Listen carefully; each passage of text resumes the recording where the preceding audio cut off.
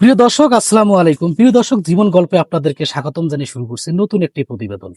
প্রিয় দর্শক, আজকে আমরা চলে এসেছি আপনাদের সুপরিচিত একটি জায়গায়, রাজশাহী নওগাঁতে।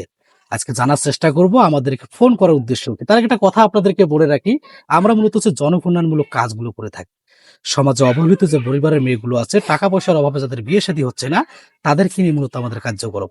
আসসালামু আলাইকুম। ওয়ালাইকুম আসসালাম। আপু, কেমন আছেন? আলহামদুলিল্লাহ, ভালো আছেন আপনি? জি, আলহামদুলিল্লাহ ভালো আছে। রান্না করতেছেন? জি। আচ্ছা, আপু আমাদেরকে তো ফোন করছিলেন তাই না? জি। তো একটা প্রতিবেদনের জন্য ফোন করা হয়েছিল।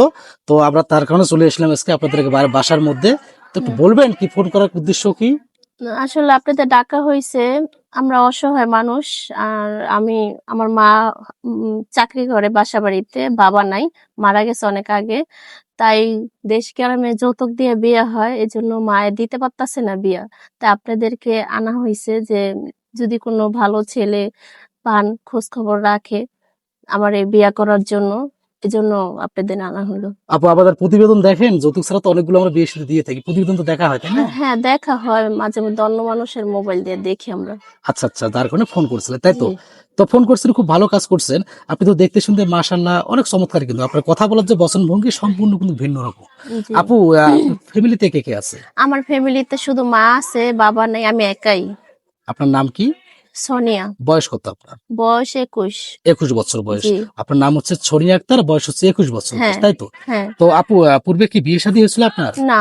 পূর্বে তো বিয়ে শাদী হয় নাই। না। তো আপু, আপনার এই কষ্টের কথা শুনে দেশ এবং দেশের বাড়ি থেকে অনেকেই কল করবে।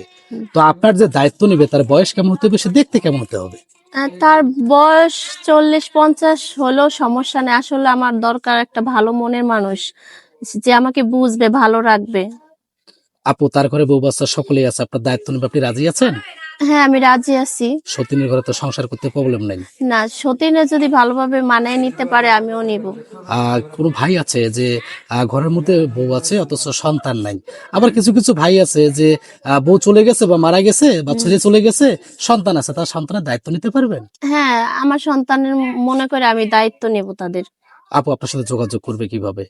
যোগাযোগ করবে ভাইয়া, আমি তো ফোন চালাই না, আমার অতটা সামর্থ্য নাই ফোন চালানোর।